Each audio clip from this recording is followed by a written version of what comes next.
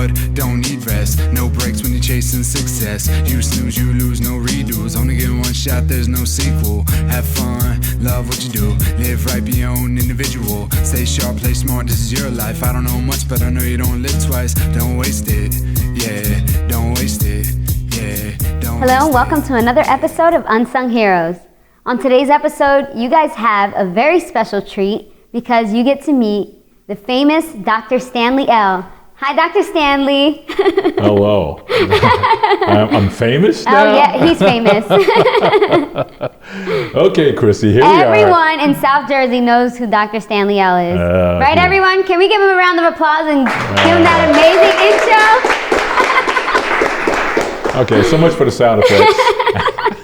So, Stanley, can you begin by telling us about your name, the title, the Divine Dr. Stanley L. Ooh, hold on. I told her one thing, now it's all of a sudden it's real big. Well, what do you want to know about me? Background, how I grew up and all? Yeah, absolutely. Okay, first of all, I was born in Philadelphia. And at the time I was born in Philadelphia, I had two older brothers. And my oldest brother was kind of like getting involved in gang stuff. So our parents moved us to South Jersey. And it was in the country, which was kind of cool. So it was nice. We kind of had a more laid back kind of lifestyle, and I grew up in that, although we had still a lot of family in Philadelphia, so it's back and forth. I was brought up in a Moorish American culture, which is kind of unique for people of color. What is that? The Moors are apparently descendants of Morocco, born in America. Okay. So my mother and father actually grew up with that culture, and they went to a Moorish school. And it was kind of interesting. You see pictures of them in this classroom. The women or the females wore long skirts and dressed real nice, and the guys always wore jackets and white shirts buttoned to the collar. And they had, the women wore turbans as well. And there was this thing called a fez. It was a hat. They didn't have a rim on it; it had a tassel on it. And the guys kind of, wore that kind of thing. So that culture. Did you wear that too? I didn't get a chance to take it that far. We moved when I was like 15 years old, so I didn't get to that level where I can actually do that kind of stuff, but that's the culture I grew up in. Okay. And growing up in Sicklerville, New Jersey, I pretty much had the best of both worlds.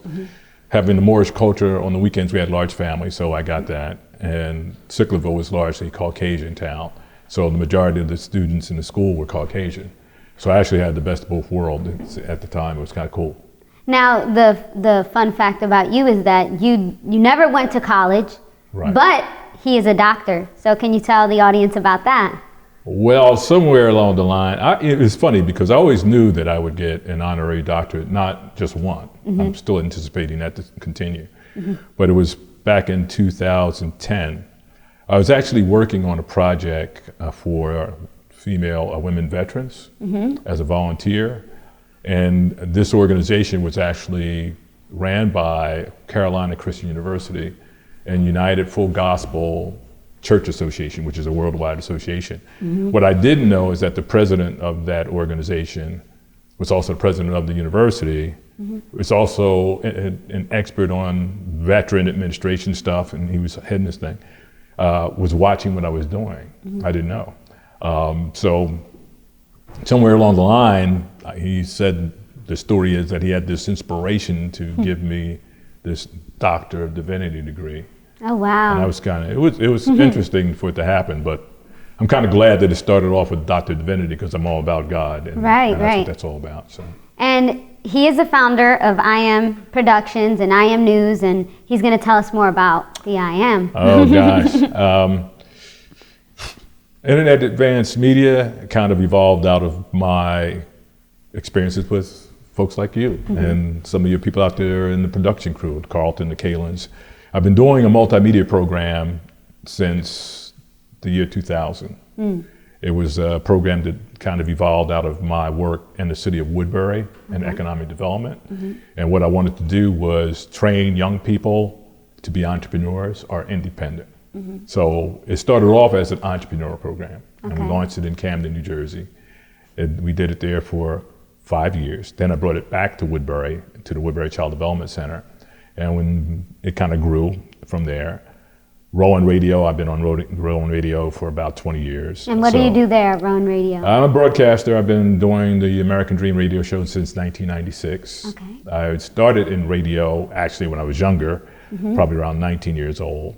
And then I ended up in Philadelphia at WNWR Radio doing a Sunday morning commentary, Beyond the Barriers. Okay. And it was my friend who was selling TV advertising commercials who got me to Rowan. Her husband was actually Frank Hogan, who was the general manager of Rowan Radio.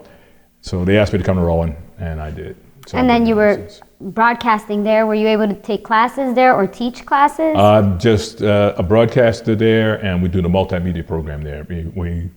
Since we've been there so long, it's almost like being a part of the staff, really. Right. I have that much freedom at Rowan, and especially the radio station. So we were able to merge the radio program or the station with the multimedia program. And that's kind of how your camera people came into play. Right. They kind of got on board through that program.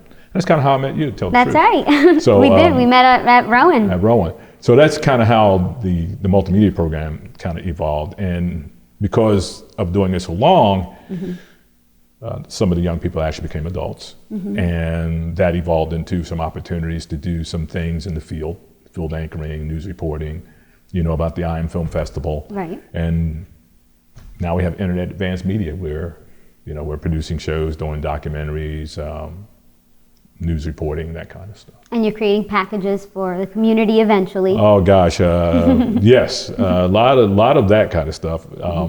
My background in media and marketing and producing it goes back to when I was really junior high school. I mean, I've been doing this literally almost my whole life. You said you started that with your family business, was it? Well, the way the story goes is everybody had a business. And my father had a dry cleaning business. He was a tailor, so, but being around that, you were also, as a Moor, you were really brought up to be independent. So the story is, if you could walk, you could work. So you would see little kids with diapers on trying to do stuff as adults. And I do remember being that young and aspiring to be like my older cousins and uncles and aunts that were independent. So it was already in me. I started my first organization, I was 8 years old. Wow, what organization was that? It was kind of a fun thing that I put together for my friends. I was out giving them membership cards. I had little membership cards I was giving out. That's so cute. Yeah, it was kind of, for me it was serious, but the teachers and my parents didn't think it was. What was it about? It was just a friendship club. Oh, a friendship club. Oh, that's Yeah, cute. it was, a membership card, to be a friend, Now, was that the spark that kind of made you interested in being an entrepreneur? And No, quite frankly, when I became an entrepreneur, I didn't even know what that was. I mean, really. I mean, starting my own organization, I knew I had those kind of qualities. By the time I was 12 years old, I was in an organization called Royal Sentinels, which was a Moorish thing. And the teenagers were part of that, and we were learning stuff like parliamentary procedures, Robert's Rules of Order, corporate structure. And that was just part of the culture, to teach all the young men that kind of stuff. And you were one of the leaders there? No, I was probably the youngest one in the group at the time. Oh, okay. And I was 12 years old then. So in junior high, I was starting to organize, groups for doing different things, like radical stuff, tell the truth, because it was during that time, sit-ins and, rally kind of stuff. But I was also an artist and a writer and a singer. Yeah, can you talk more about that, of the paintings you did? And there's a display in the studio setting with all of his amazing work, which we'll show you shortly. I discovered that I could draw when I was in kindergarten. It was an older cousin of mine who showed me how to draw the Flintstone cartoon. And it was very easy for me to do that. And then I took that ability and started drawing the kids in class. And then that kind of evolved into me when I would do my classroom reports. I'm still in elementary school doing this, by the way. But my parents had an encyclopedia set. And in that encyclopedia set, there would be these small drawings. So I would redraw them bigger and make my reports look kind of cool. I was pretty good at that. So I had a lot of A+s and A's for doing my reports. So. Oh, that's nice. It just evolved over the years, doing different types of things, portraits and murals and cartoons. And they're beautiful too. That Garfield one and the Minnie and Mickey, so cute. Yeah. That was a blessing to be able to do that project. Thank you so much, Stanley. We'll be right back after this short break.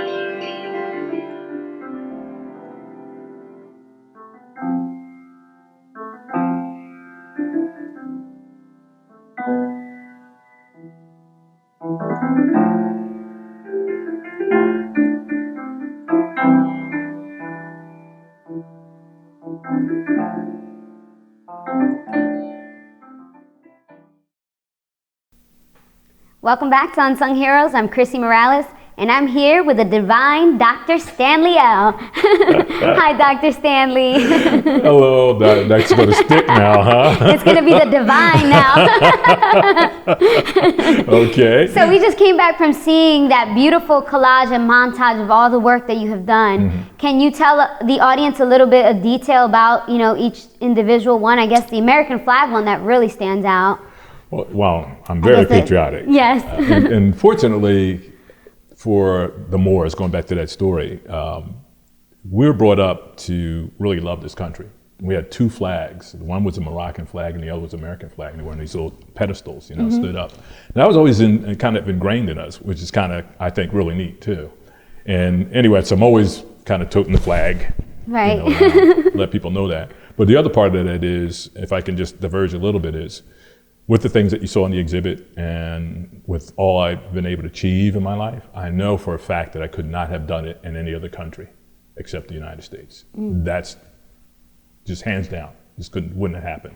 So the exhibit, actually the idea came to me to do the exhibit, which is kind of titled To Be the Best Possible Example.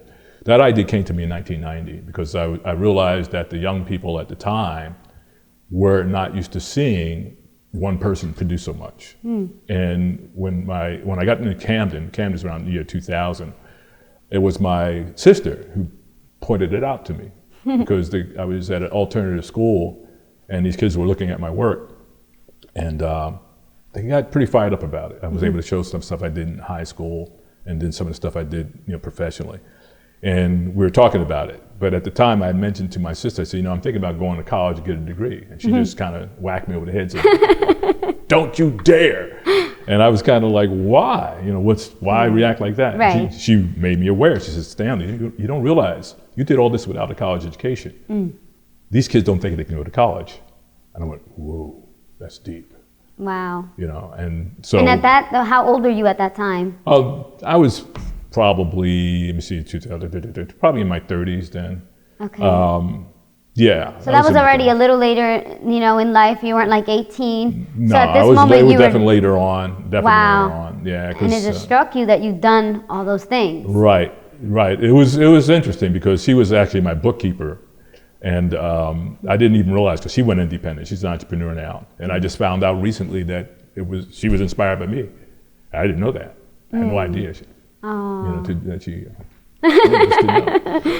but and I know that a lot of the stuff that you stand by is that you can do whatever you want to do. There's no limits, not even a college degree, and I know that's something that, can you talk more about the audience? Well, I'll piggyback on the exhibit. The exhibit is there to show people that you can do whatever you want to do, because there's a little of everything in there. There's the video stuff, there's the music stuff, there's the artwork, there's strategic plans in there, there's news articles that have been written by me. I mean, it goes the gamut. Mm-hmm. And again, without being able to show somebody that, to me, for the younger generation, it's more lip service than anything else. Mm-hmm. But in my case, it's real. Mm. And I like the opportunity, I like the idea of them being able to talk to me and touch me. I'm not a dead person in a book, right?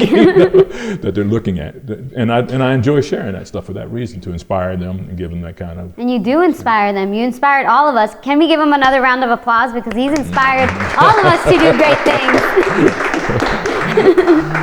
And some of the other things that you're working on now is the Boys and Girls Club, right? Yeah, that's old. He's already on to another thing.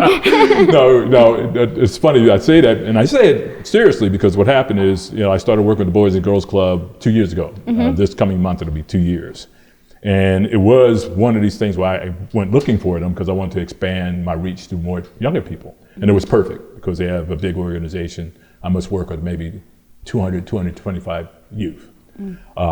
And I'm also still working at a child development center with the little kids, starting at 4 years old. Right. But the idea is to spread it to more young people, have them exposed to the stuff. Mm. And with that, I'll get back to your divine question, is I feel that's a responsibility that I have. I feel that everybody that is on this planet, mm-hmm. we're all children of God for one reason, to reflect God's perfection. There's to me, in my mind, there can't be any other reason to be on this planet. We're not here to destroy it. We're here to be an extension for God to express and do His work. So with young people coming up and having so many things in society that are kind of throwing them off the path here and there, I'm all for just standing up and saying, look, beloved Jesus said, greater things shall ye do. I'm going to prove them right. I'm not going to make a liar out of them. Here's what I've done. That's right. The divine Stanley.